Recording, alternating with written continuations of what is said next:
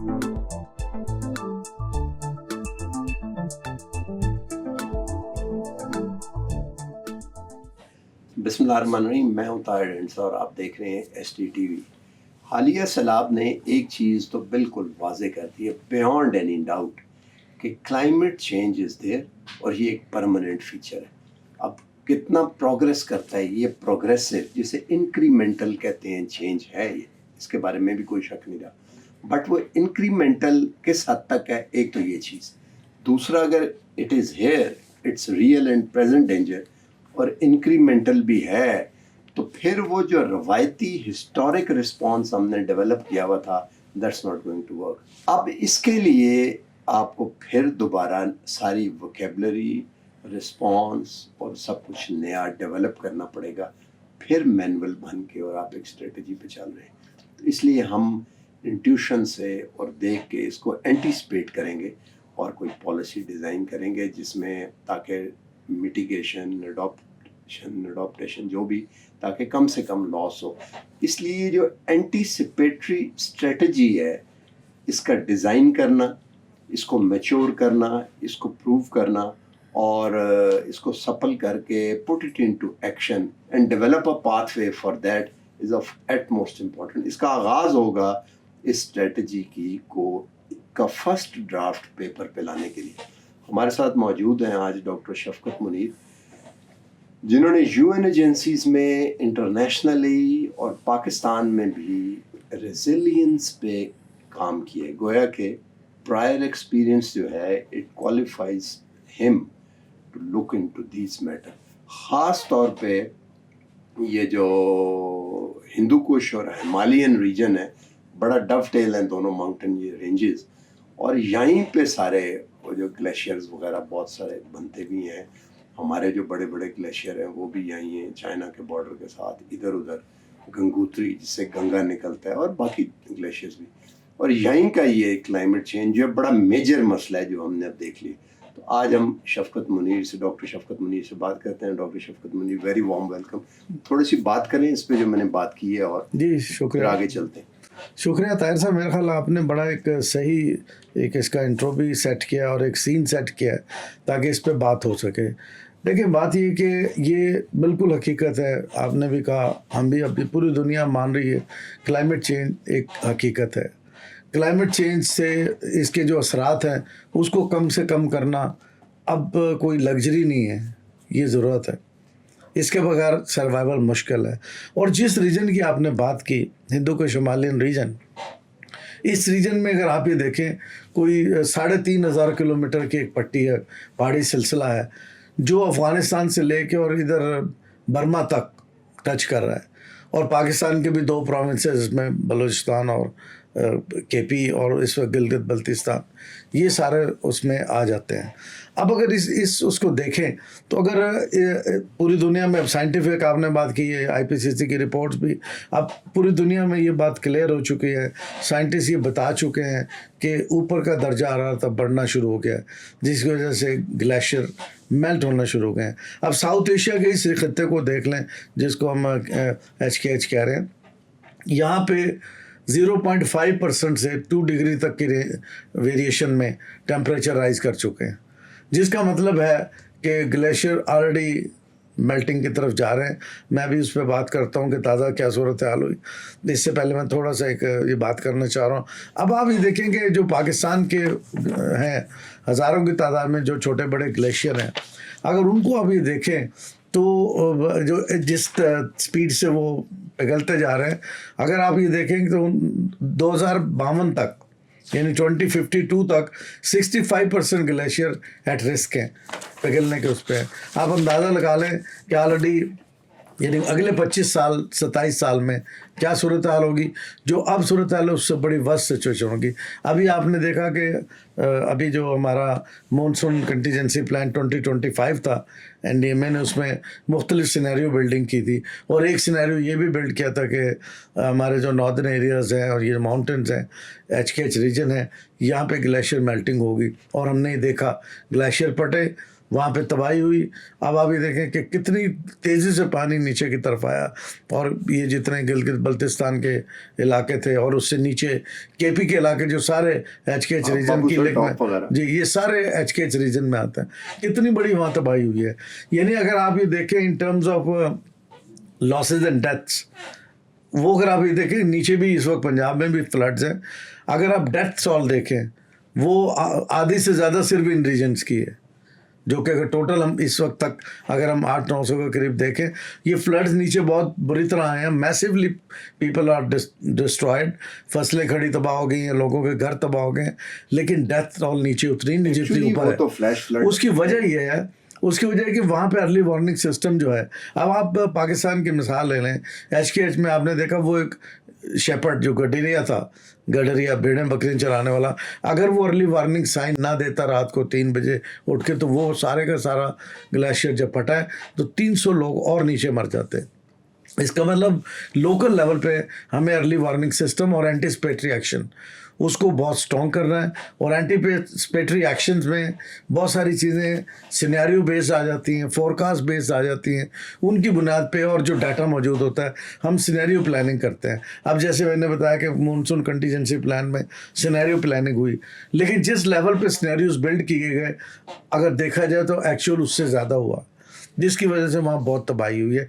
तो ये अगर ये देखें तो हमने इस हवाले से एक प्रोग्राम शुरू किया हुआ है, SDPI और इसी मोड हमने मिल के एक प्रोग्राम शुरू किया जिसमें हम कम्युनिटीज़ को अवेयर कर रहे हैं कि वो किस तरह अपने एंटीसिपेटरी प्लान बना सकते हैं, किस तरह वो फोरकास्ट और फोरसाइट टूल्स को इस्तेमाल करके आने से पहले खदशात पुराने तजर्बात की रोशनी में, डाटा की रोशनी में, और जो उनके बुज़ुर्गों के ने उनको चीज़ें ट्रांसफ़र की, उस नॉलेज की बुनियाद पे वो वहाँ अपने लिए एंटीसिपेटरी एक्शन और लोकल लेवल अडेप्टेशन प्लान बना सके। अच्छा ये बताएं कि ज़ाहिर है ये जो चेंज आ रहा है, ये चेंज आ रहा है, it is progressive, it is continuous, और जिस वजह से आ रहा है वो कार्बन फुटप्रिंट है और फॉसिल फ्यूल का है, उसमें हमने कमी लाई नहीं।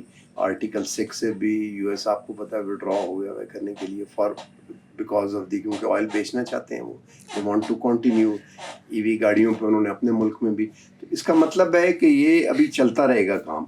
इसका जो प्रोग्रेशन है उसके बारे में कुछ हम रफ आइडिया ले सकते हैं कि कितनी स्पीड से आएगा? देखिए दो चीज़ें इसमें, एक तो ये कि ग्लोबली क्या हो रहा है, ग्लोबली ये रियलाइजेशन बिल्कुल स्ट्रांग है कि क्लाइमेट चेंज हिट कर रहा है साउथ को।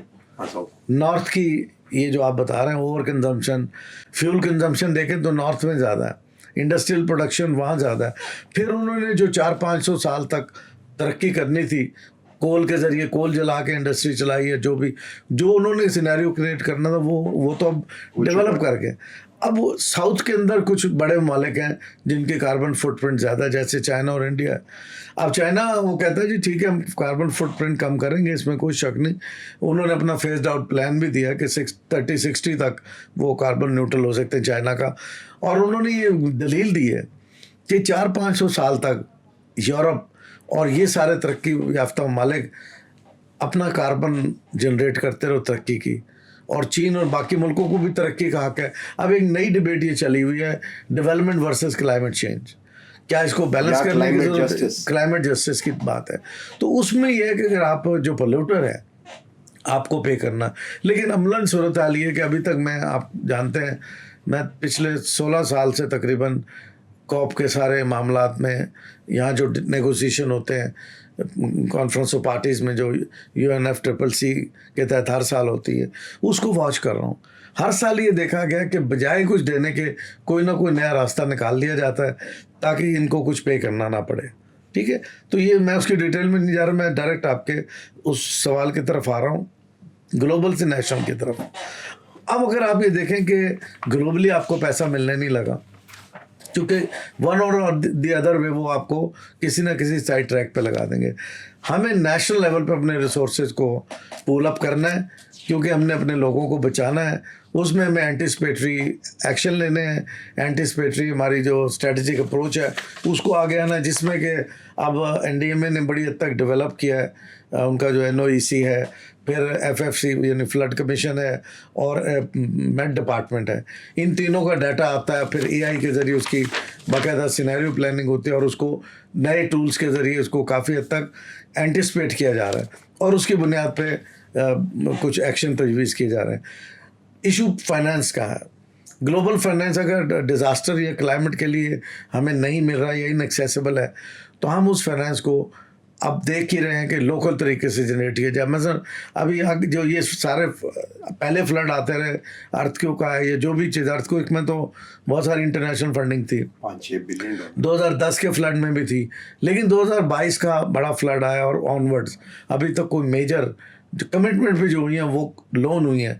जनेवा में पाकिस्तान रेजिलिएंट पाकिस्तान कॉन्फ्रेंस हुई, ऑल लोन्स, ग्रांट्स की सूरत में कोई पैसा नहीं। इसका मतलब ये है कि हमने ये देखना है, सबसे पहली बात है कि हमने एंटिसिपेट करना। अगर इफ़ यू एंटिसिपेट राइटली तो आपका $1 खर्च होगा, बजाय इसके कि जब डिज़ास्टर हिट हो तो $7 करें। इस रेशो को आप देखें तो हम एक की रेशो देखें कि हम अपने वसाइल से वो $1 की रेशो से उतना पैसा ज़रूर जमा करें, और उसके तहत सारे प्लान्स के बनाए जाएं, जो कि फॉलोड बाय ये सारे चीज़ें एक्शन, एंटिसिपेटरी एक्शन। उसमें जो बुनियादी शर्त है वो ये भी है कि आपके पास प्री अरेंज फाइनेंस हो। अब हमारे पास चैलेंज भी बाकी, हमने जो बाकी जितनी कंडीशन है एंटिसिपेटरी एक्शन की, जिसमें फोरकास्टिंग है, वो सारे मैट सिस्टम को हमने मॉडर्नाइज किया है, टेक्नोलॉजी का इस्तेमाल हो रहा है, और लोगों तक पहुंचने की बात हो रही है। लेकिन जो दो कमी रह गई हैं, एक है फाइनेंस साइड पे, दूसरा डिलीवरी एंड पे, लोकल लेवल पे। अब जो गडरिए उधर बैठे उनको पता होना चाहिए कि उनकी यूनियन काउंसिल में कंटीजेंसी प्लान मौजूद है। यूनियन काउंसिल को पता है कि जब 100 साल पहले इन नालाज में पानी जाता था तो यूनियन काउंसिल को उनकी सारी ट्रैकिंग होगी। अब वो पानी 100 साल के बाद उधर HKS से नीचे की तरफ आया, लोगों को पता भी नहीं था कि 100 साल पहले यहाँ पानी था, लेकिन रिकॉर्ड में चीज़ें मौजूद थी। उसको देख के सारी कंटीजेंसी प्लानिंग लोकल लेवल पे हो सकती है। लिहाजा दूसरी जो कमी है वो है स्ट्रॉन्ग लोकल गवर्नमेंट्स। और तीसरा ये कि कम्युनिटी को अवेयर करने की ज़रूरत है। जितनी भी जो भी डिज़ास्टर रिलेटेड चीज़ें, ये एंटिसिपेटरी आपकी अप्रोच है। इसीलिए हमने अपना जो ये प्रोग्राम है SDP मोड का, हमारा फोकस ही अभी हमने 2 डिस्ट्रिक्ट में किया है, 2 एरियाज़ को फोकस कर रहे हैं, तो उसके बाद मज़ीद इसको आगे बढ़ाया जा सके ताकि कम्युनिटी को पता हो। खुद हमने कम्युनिटी से ये टूल इस्तेमाल करा, उनको बताया, उन्होंने हमें बताया जी कि इतने अर्सा पहले इस तरह की सिचुएशन होती थी, ऐसे फ्लड्स आते थे, या हीट वेव को कैसे को उन्होंने देखा, बाकी चीज़ों को कैसे देखा माउंटेनर्स पीपल ने, उसको उन्होंने एक नैरेटिव बना के पेश किया, और फिर फ्यूचर में वो क्या करेंगे उनको हमने बताया। चलो कि ऐसी सिचुएशन हो, अगले 5 साल में वो कैसे देखते हैं, अगले 10 साल में कैसे देखते हैं। जो ये सिनेरियो और फोरकास्ट बेस्ड प्लानिंग है, ये मैं समझता हूँ लोकल लेवल पे अगर स्ट्रॉन्ग करें, जैसे कि हम अपने इस प्रोग्राम में भी कर रहे हैं। हमारा तो एक छोटा सा स्केल है ना, इसको बड़े स्केल पे यूनियन काउंसिल पे लेके जाने ये बताएं कि जिस वक्त किसी साइंटिफिक थ्योरी के ऊपर एविडेंस आ जाए और वो एक्सेप्ट हो जाए तो उस पर यकीन बड़ा बढ़ जाता है। लोग दवाइयाँ लेते हैं, मेडिसिन, दवाई जहर होती है, एंटीबायोटिक इज अ पॉइजन, जहर ही होता है ना, जो आपको नहीं मारता और कीड़े को मार देते, कम जहर, तो जहर भी खाने को तैयार हो जाते हैं साइंस पे, यकीन पे। और जब यकीन बहुत ऊपर की सतह पर चला जाए तो वो फेथ बन जाता है, ईमान बन जाता है। तो आप समझते हैं कि वो नैरेटिव जो है वो इन डिज़ास्टर्स ने किसी हद तक इस्टेब्लिश कर दी है कि अगर इस वक्त पॉलिसी दी जाए तो लोग जो हैं वो पार्टिसिपेटरी स्पिरिट के तहत सामने आएंगे? देखिए, मैं आपको बताऊँ, जो पाकिस्तान का ह्यूमैनिटेरियन आर्किटेक्चर है, जिसमें पूरा ये सिस्टम है कि डिज़ास्टर को कैसे देखना है, मॉनिटर करना है, अर्ली वार्निंग सिस्टम को कैसे करना है, प्रिपेयर्डनेस क्या है, जब डिज़ास्टर आएगा रिस्पांस क्या हो, रिस्पांस प्लान क्या है, ये सारी चीज़ें ट्रांसफॉर्म कर चुकी हैं। 2010 का जो नेशनल डिज़ास्टर मैनेजमेंट एक्ट है, ट्रांसफॉर्म कर चुकी हैं reactive to proactive. In paper we are very good. हम प्रोएक्टिव सोच से बहुत सारे, इस वक्त चूँकि प्रोग्राम का लिमिट कम है तो मैं उन सारे डॉक्यूमेंट्स जो स्ट्रैटेजी उनकी डिटेल में नहीं जा रहा, but I can say on this that कि हम बड़े स्ट्रांगली बिलीव भी करते हैं और प्लानिंग की हद तक वी आर प्रोएक्टिव, लेकिन प्रैक्टिकली प्रोएक्टिवनेस नज़र नहीं आ रही, क्योंकि जैसे मैंने पहले कहा DDMAs are the ultimate those who have to deliver at local end, यानी मुकामी सतह पे डिज़ास्टर जहाँ हिट करना, लोगों को वहाँ उन्होंने रेस्क्यू करना है।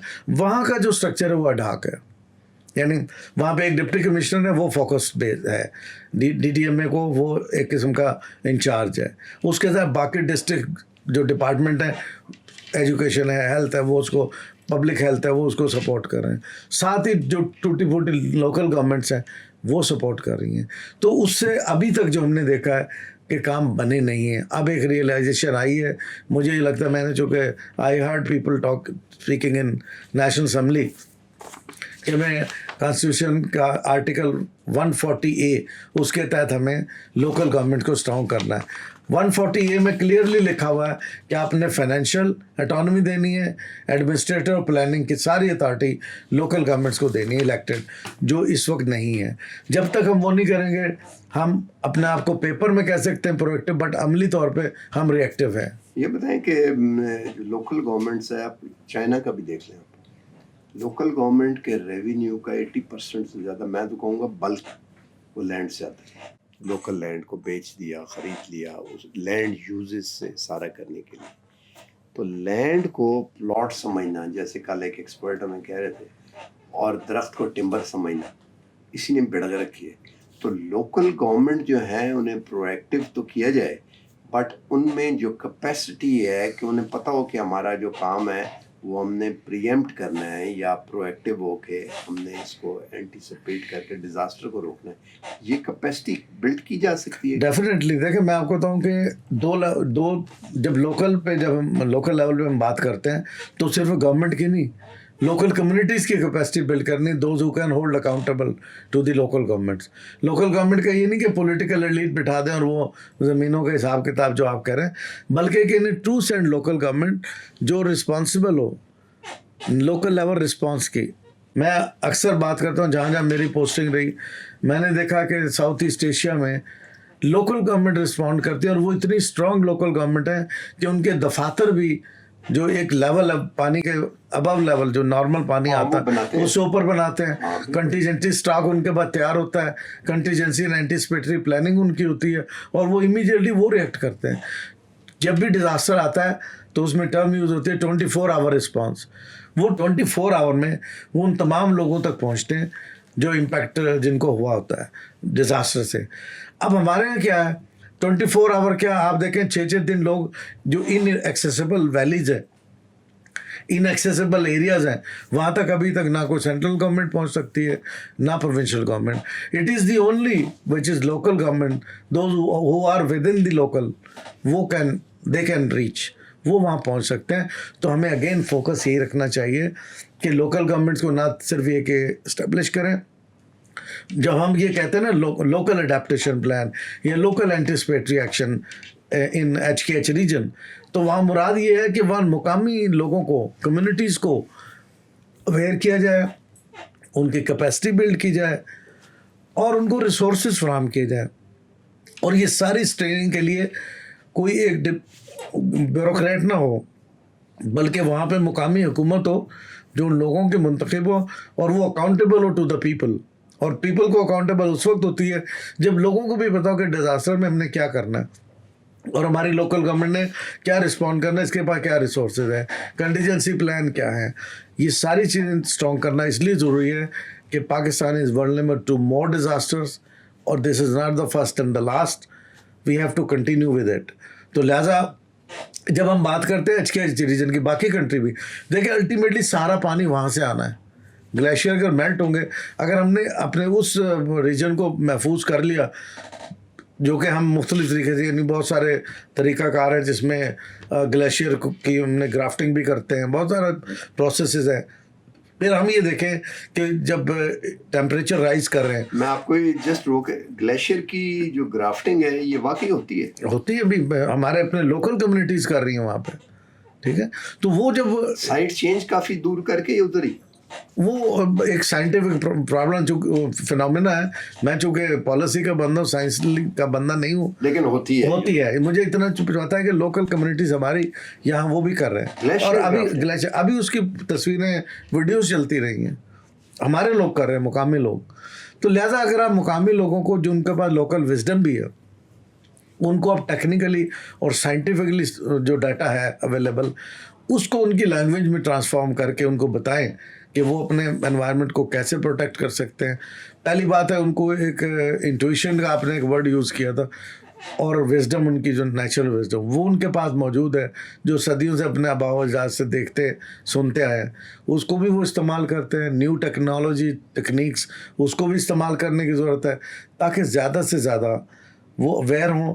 और वहाँ पे मुकामी सतह पे मैं ये जो बात कर रहा हूँ ना कि पैसे जनरेट करने का, वो सिर्फ ज़मीनें बेच के उस वक्त होता है जब, जैसे आजकल मुकामी हुकूमतें जिनके पास कोई वसाइल नहीं, आर्टिकल 140A के तहत सीडीए की नकल करती हैं। अगर आर्टिकल 140A के तहत आप उनको इख्तियार दें तो उसमें फाइनेंशियल, एडमिनिस्ट्रेटिव, फिजिकल, एनवायरमेंटल तमाम तरह के इख्तियार उनके पास होंगे। लिहाजा वो जंगलात की भी हिफाजत करेंगे और उस ज़मीन की भी हिफाजत करेंगे ताकि इरोजन ना हो और पानी नीचे आने की बजाय वहाँ पे जो नेचुरल स्पंज होता है, दरख्त नेचुरल स्पंज होते हैं ना, वो उसको प्रोटेक्ट कर सके तब। और वो उसकी हिफाजत जब कम्युनिटी होगी, लोकल गवर्नमेंट होगी, वसाइल होंगे, जॉइंट प्लानिंग होगी, तो मैं समझता हूँ कि बहुत सारी सूरत हाल से को हम बेहतर भी कर सकते हैं और इन खतरात से निपटा भी जा सकते हैं। मैंने एक दफ़ा, बड़ा पुरानी बात है, तो मेरा ख्याल है शायद मुस्लिम में होता था, मैं ये कहाँ पे, पुरानी बात है काफ़ी, एक किताब थी, chronicle of death foretold, chronicles of death foretold. तो ये जो आप एंटीसिपेटरी बता रहे हैं, अगर हैजर्ड डिजास्टर में कन्वर्ट होता रहेगा तो it's Chronicle of death foretold. तो इसका मतलब ये हुआ कि अभी लिटरेचर पूरी तरह एग्जिस्ट नहीं करता। How would you create literature on this, कि जिसकी रोशनी में फिर आगे स्ट्रेटजी बने और पॉलिसी बने, फिर स्ट्रेटजी बने, फिर आगे पाथवेज डिफाइन हो, फिर उन पाथवेज के ऊपर फिजिकल काम हो, ह्यूमन रिसोर्स करने के लिए। ये लंबा काम है ये। नहीं, देखिए लिटरेचर जो है ना, लिटरेचर साइंटिस्ट जो है, मैं साइंटिफिक लिटरेचर की बात नहीं कर रहा, मैं पॉलिसी प्लानिंग एंड इम्प्लीमेंटेशन, वही मैं कह रहा हूँ ना। देखिए पॉलिसी किस चीज़ से बनती है, पहले साइंस उसको चीज़ों को देखती है, ख़ासतौर पे क्लाइमेट में इसका प्रोसीजर यही है। साइंस IPCC जिसमें जो रिपोर्ट आती है, वो सारे साइंटिस्ट बैठ के उसमें सारा डाटा और सारी सिनेरियो प्लानिंग करते हैं, सब चीज़ आती है, वो ट्रांसफॉर्म होती है इनटू पॉलिसी लैंग्वेज। उसके बाद नेगोशिएशन होते हैं जो कंट्रीज़ के अंदर। कभी भी साइंस पे नेगोशिएशन नहीं हो रहे होते हैं, साइंस तो वो पॉलिसी पे हो रहे होते हैं, और हम जैसे लोग भी पॉलिसी की बुनियाद पे सारी चीज़ें कर रहे होते हैं। तो लिहाजा पॉलिसी जब होती है तो उसके साथ स्ट्रैटेजी उसका हिस्सा है और प्रैक्टिकल प्लान उसका हिस्सा है। जो भी हम डेवलप करें, anticipatory action, strategy, plan, followed by और बैक्ड बाय रिसोर्सेज, ये इम्पॉर्टेंट है अगर हमने एक्शन करना। अभी आप ये देखें जो रिसेंट फ्लड्स हुए हैं, रिसेंट फ्लड में गवर्नमेंट ने जो पैसे एलोकेट किए हैं, यहाँ पे NDMA भी एक है, national disaster management fund. National disaster management fund NDMA में जो है वो यही काम करता है कि जैसे प्रेसिडेंट की तरफ से अपील हो जाए, प्राइम मिनिस्टर के जी फ्लड रिलीफ कायम हो गया, अकाउंट खुल जाते हैं ना, उसमें पैसा आता है। या जो एक्ट है ना, नेशनल डिज़ास्टर मैनेजमेंट एक्ट 2010, उसमें NDMA को आर्टिकल 7 के तहत इख्तियार दिया गया है कि वो किसी भी गवर्नमेंट की एजेंसी, डिपार्टमेंट, मिनिस्ट्री, इदारा उसको कह सकती है, गाइडलाइन दे सकती है कि जी अब ये सिचुएशन है, ये ट्रिगर है, इस लेवल की डिज़ास्टर है और इस लेवल का रिस्पांस चाहिए, आप अपने अपने रिसोर्सेज से वो काम करें। अभी जो हमारा आर्किटेक्चर है, पार्शली फंडेड थ्रू दी ये नेशनल डिज़ास्टर मैनेजमेंट फंड, जो कि गवर्नमेंट की तरफ से पैसा आ रहा है, मुख्तलिफ मिनिस्ट्री कंट्रीब्यूट कर रहे हैं। दूसरा, हर डिपार्टमेंट अपने अपने रिसोर्सेज में लोकल रिस्पांस करता है। मतलब अगर ये कहा जाए कि जी NDMA की तरफ से एक आ गया है कि जी ये ट्रिगर है, इसमें इस हद तक खतरात हो सकते हैं, नुकसान, आपने रेस्क्यू करना है, तो डिस्ट्रिक्ट एडमिशन विल रेस्क्यू। आप अगर एंटीसिपेट करते हैं तो रिहेबिलिटेशन की तो ज़रूरत ही नहीं ना रहेगी, ज़्यादा रिस्पॉन्स है और थोड़ा सा कहीं कहीं रिलीफ। देखिए मैंने इसीलिए कहा तो ये था, आप समझते हैं कि इतना बड़ा पॉलिसी फ्रेमवर्क और फिर उसकी इम्प्लीमेंटेशन प्लान जो है, गवर्नमेंट इस बारे में कॉग्निटिव लेवल पे अंडरस्टैंड कर चुकी है इसको? देखिए अगर आप फ्रैंकली स्पीकिंग अगर आप मुझसे पूछें, पाकिस्तान के हालात के मुताबिक गवर्नमेंट की सतह पे मॉडरेटली एक स्ट्रॉन्ग किस्म की रियलाइजेशन मौजूद है, बिल्कुल है। और अब बड़ी तेज़ी से चीज़ें फास्टली मूव करें। मसलन पहले अगर कोई स्ट्रेटजी थी, 10-10 साल बैठे रहते थे। अब ये है कि एक स्ट्रेटजी है, national disaster risk reduction strategy 2025-30, 5 साल की एक स्ट्रेटजी है। इस स्ट्रेटजी और जो स्ट्रेटजिक अप्रोच इसमें रखी, इसमें भी एंटिसिपेटरी का पूरा जिक्र है कि कैसे होगा। हर साल एक प्लान बन रहा है। अब प्लान भी है, नेशनल डिज़ास्टर मैनेजमेंट प्लान 2025, 26 की अब तैयारी हो रही है बेस्ड ऑन द लेसन जो अभी हमें लर्न हुए हैं। इसकी बुनियाद पर 26 का प्लान आएगा कि अगर इस तरह के सिनेरियो हो तो क्या करेंगे। यानी हर साल फास्ट ट्रैक पे इशू वही है जो मैंने आपको कहा, that the issue of finance for disasters. उसके लिए काम ये हो रहा है कि लोकल ज़राए जो हैं उनको भी इस्तेमाल किया जा रहा है, और फिर ग्लोबल चैनल से जो पैसे मिलने थे वो चूँकि एक तो पाई छोटी होती जा रही है, बल्कि उसमें इंटरनेशनल कंट्रीब्यूशन जितना होना चाहिए वो नहीं है। साउथ को पैसे देंगे। और जो ना वहाँ पे क्लेमेंट ज़्यादा हो गए, यानी हिस्से उसके ज़्यादा होना शुरू हो गए। और अनफॉर्चुनेट बात यह है कि जो ममालिक जिसका ये सब किया धरा है, कार्बन एमिशन का, जो इंडस्ट्रियल ममालिक है, वो 70% जो ममालिक हैं जिन्होंने सब किया, वो 80% जो ना ग्लोबल फंड भी ले रहे हैं कि जी हम भी मुतासर हो रहे हैं, हमारे यहाँ भी जनाब सब तरह के डिज़ास्टर आ रहे हैं। यानी वो बजाय अपने रिजर्व वो इसको एक्सेस कर रहे हैं क्योंकि उनके पास टेक्निकल कैपेसिटी है टू एक्सेस द फंड। अब वही ममालिक जो काज कर रहे हैं क्लाइमेट की रीजंस को और डिज़ास्टर को, वही क्लाइमेट फंड से हमसे ज़्यादा पैसे लेके जा रहे हैं, यानी तरक्की पजीर मुल्कों से। ये एक बड़ा चैलेंज है। इसीलिए जो इस वक्त जो अभी जो हैंडल किया गया डिज़ास्टर, या जो अभी चल रहा है, ज़ाहिर ख़त्म तो नहीं हुआ है, इसमें जो स्ट्रेटजी रखी गई है वो ये है कि ज़्यादा से ज़्यादा जानें बचाई जाएँ। एंड मेरा ख्याल है जिस लेवल का 1955 के बाद सतलुज और रावी और चनाब में जो फ्लडिंग हुई है, पहले ज़ाहिर सिर्फ 55 में हुई थी एक दफ़ा, उसके बाद इतनी शदीद जितनी अब। लेकिन आप ये देखें इसका इम्पैक्ट ये है कि millions of people have been evacuated, उनको निकाल लिया गया बाहिफाजत। ये अलग बात है, उनके मसाइल हैं, कैंपों में उनको वो चीज़ें रिलीफ, उनके जानवरों का चारा वो नहीं मिल रहा। लेकिन 2022 और 2010 के फ्लड में जो लॉसेस हुए हैं, उन लॉसेस से हमने लॉसेस को कंट्रोल किया है। ये भी एंटिसिपेटरी एक्शन और एंटिसिपेटरी स्ट्रेटजी की वजह से है, या जो प्रोएक्टिव स्ट्रेटजीज़ हैं। अब मसला पैसे का, पैसा तो आएगा तो हम नई जो आपने बात की कि रीबिल्डिंग की ज़रूरत नहीं पड़ेगी। जब हम बिल्ड बैक बेटर करेंगे तो फिर हमें नई बिल्डिंग नहीं चाहिए होगी, हमें $7 के बजाय $1 चाहिए होगा। बिल्कुल ठीक है, एंटिसिपेटरी एक्शन के लिए। समझने की बात यह है कि ये अब एक नया सैयारा है, प्लैनेट अर्थ जो है ये अब नया सैयारा है बिल्कुल। क्योंकि 19,000 साल हम ये जो बड़े बड़े पत्थर देखते हैं ना, ज़रा पहाड़ पे मरी या नॉर्थ में जाएं तो हैरानी होती है कि पत्थर कहाँ से है। ये जो पहली आइस एज ख़त्म हुई तो ग्लेशियर उस वक्त भी पिघले, ग्लेशियल आइस के साथ नीचे आए। तो ये जो बुनेर में पत्थरबाजी हुई है इस दफ़ा सैलाब के साथ, इस पर हैरान नहीं होना चाहिए। ये भी ग्लेशियल आइस ही ऊपर से, या पानी गलत जगह पे क्लाउड बरसा है और उस मिलता जुलता फिनोमेना है। तो ये 19,000 साल के बाद अब हम देख रहे हैं दोबारा ये करनी। और कुल सिविलाइजेशन हमारी जो है उसकी 5,000 साल हिस्ट्री, जो प्री हिस्टोरिक कहते हैं, 5,000 साल से पहले वो ख़त्म हो जाती है करने के लिए। तो ये नई वीनिंग है, बच्चों की तरह ABCD पढ़ के तो इसको आगे है, लेकिन एंटीसिपेट इसको किया जा सकता है। अब मैं एक चीज़ की वजह से सिर्फ कहता हूँ कि एंटीसिपेट जो अभी एक्सपर्ट ने आपके सामने बात की, ये पॉसिबल है क्योंकि चांद पे भी तो कभी नहीं थे गए, एंटीसिपेट करके यहाँ से उड़ाया गया। और जिस जगह पे लैंड करनी थी लूनर लैंडिंग हुई, और वो जो फुट स्टेप थे, तो एंटीसिपेट करके, दिस इज साइंस, और साइंस ने तरक्की की है।